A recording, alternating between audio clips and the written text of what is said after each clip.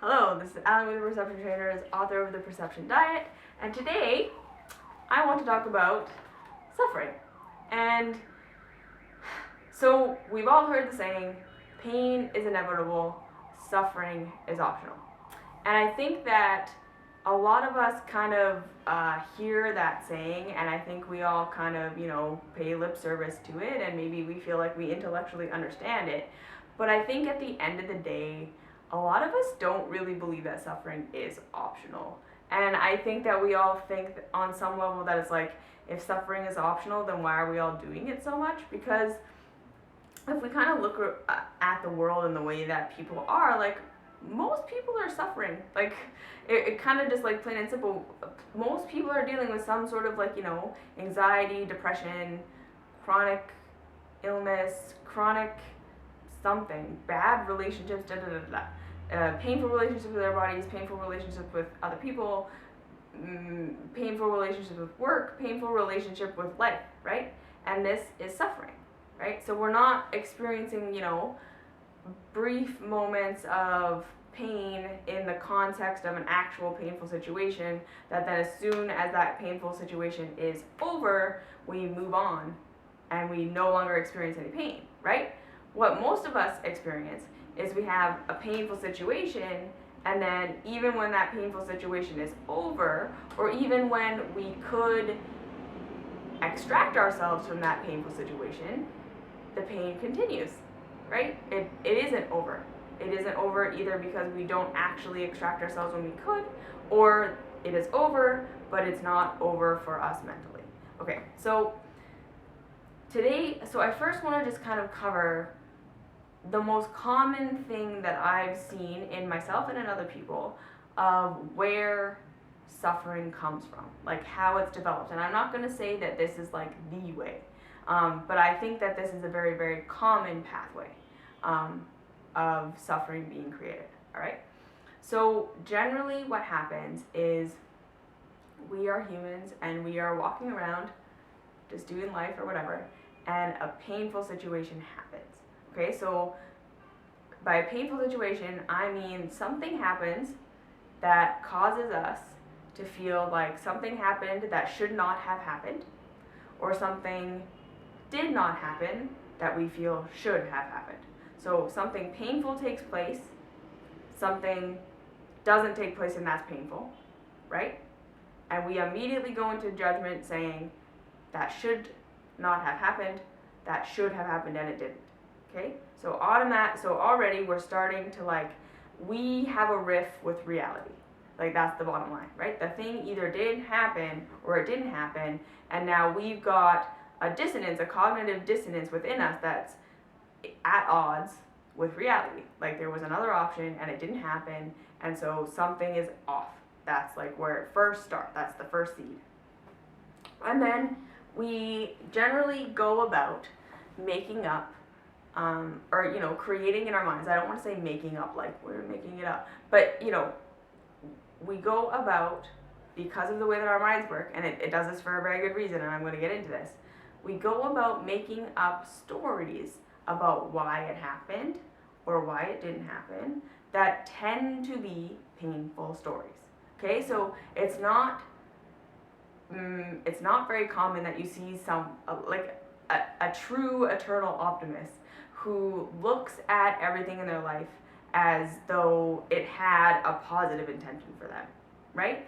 Generally, when painful and hard things happen for us, generally speaking, like normal consciousness out there, we attribute that to a painful story, right? Shouldn't have happened, but it happened because I'm a bad person. It happened because, they're a bad person. It happened because I was being punished. It happened because right? Or it didn't happen because I am not worthy. It didn't happen because I was not good enough. It didn't happen because I am a sinner. It didn't happen because I am foundationally, fundamentally flawed. Okay?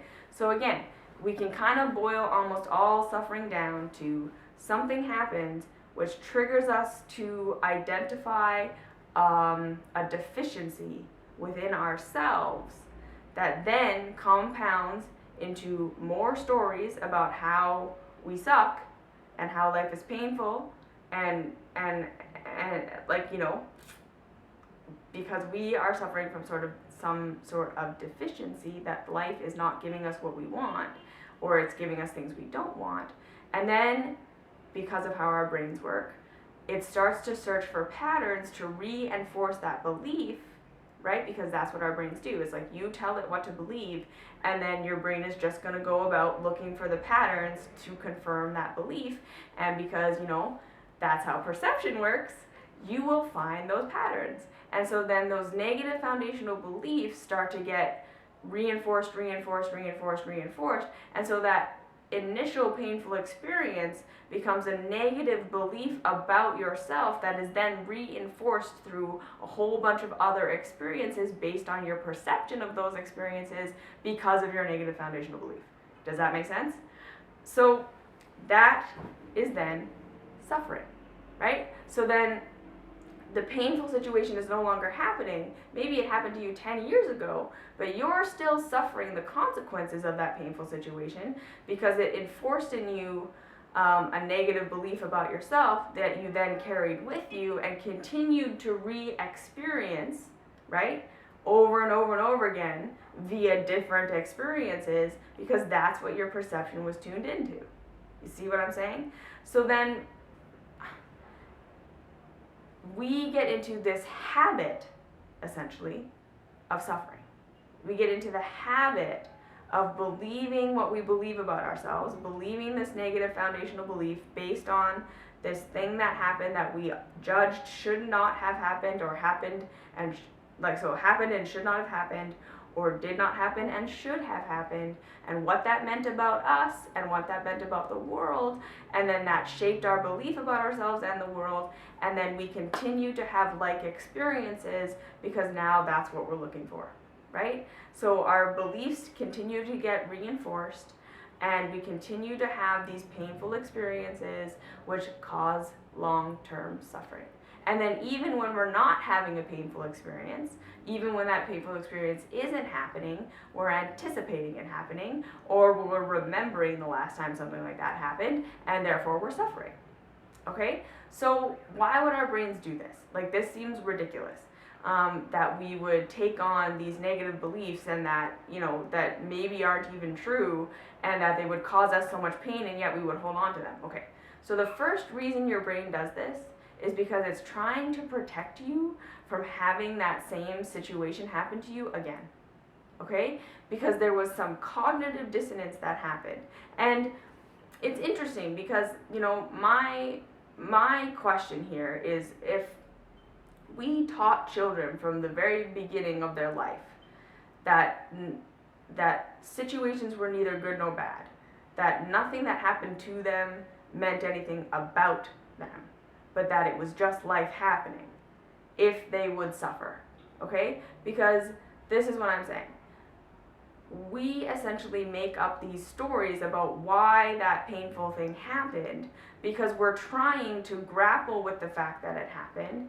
We don't want to experience that pain again, so we're trying to make up some sort of reason for why it happened so that we can feel like we understand it, and therefore we can prevent it from happening again in the future.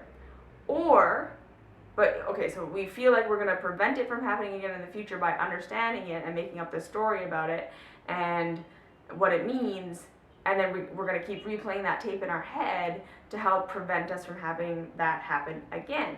But what actually happens, as I have already described, is that because that's your focus and because that's your new belief and that's your fear, right? You don't want that painful thing to happen again, so you're trying to control it by understanding it and saying, okay, well, if it means this negative thing about me, so I'm going to try and alter myself. I'm going to do all this stuff to try and not have that painful situation happen again.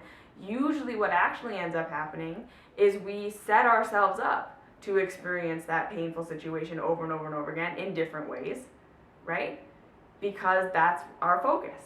So in your brain's attempt to protect you from that pain from happening again, by making it mean something about you that it doesn't actually mean, you actually take on this negative belief about yourself, and then your brain goes about looking for it in your reality, and therefore you experience it over and over and over again.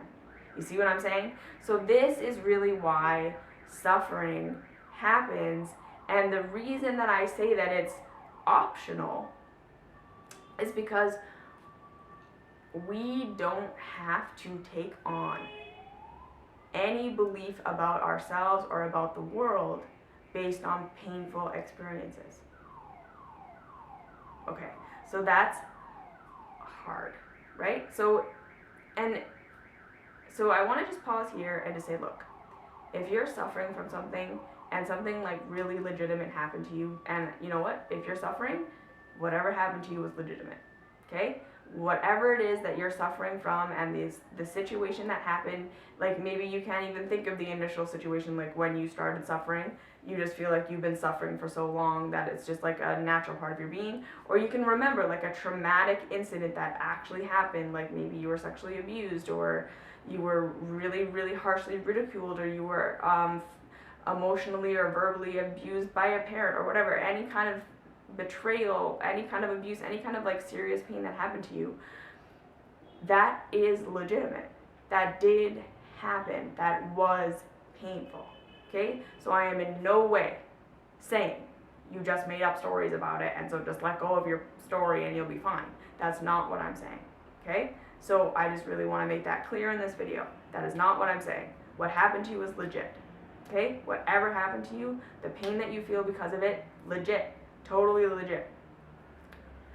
Now, what I am saying is that you are an amazing, whole, perfect human being who does not deserve to suffer.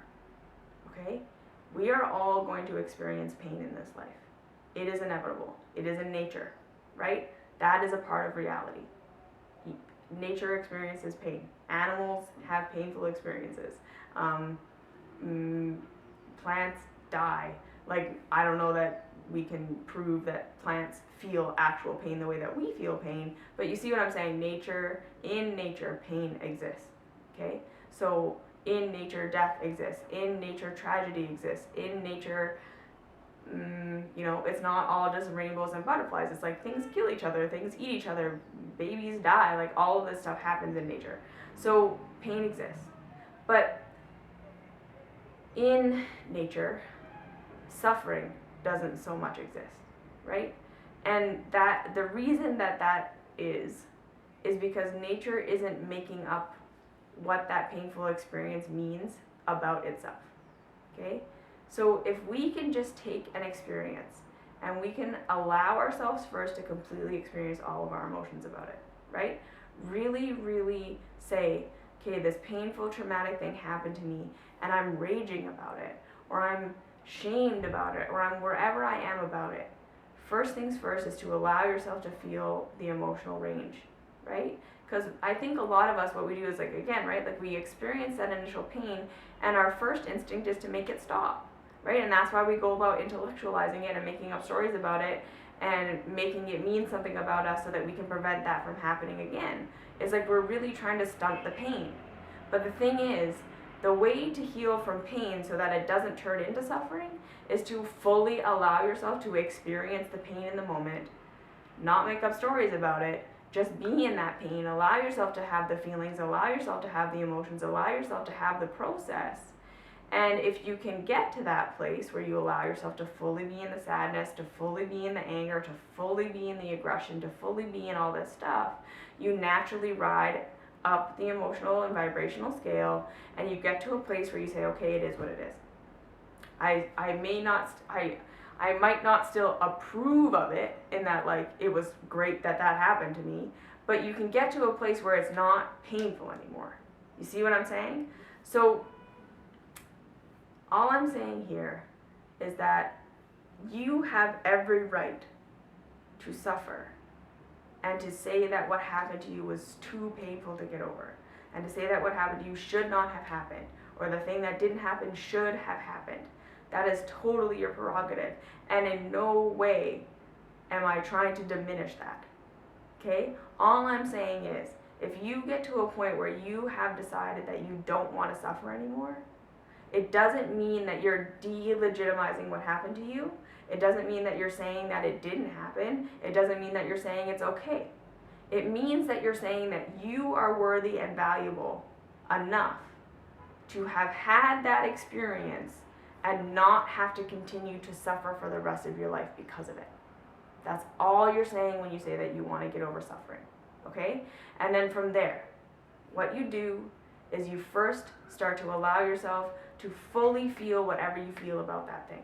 You let yourself tell the story. You write about it. You just like off gas as much as you need to. Tell the story, tell the story, tell the story. Because usually we just like hold it all inside, right? You let yourself feel the emotion. You get to the root of what you're really feeling. You get to the root of what you're really going through, and you don't suppress it. You don't tell yourself you're wrong. So, right, you're starting with not making up stories about the emotion you're feeling, right? You just say, okay, I'm feeling totally angry about this right now.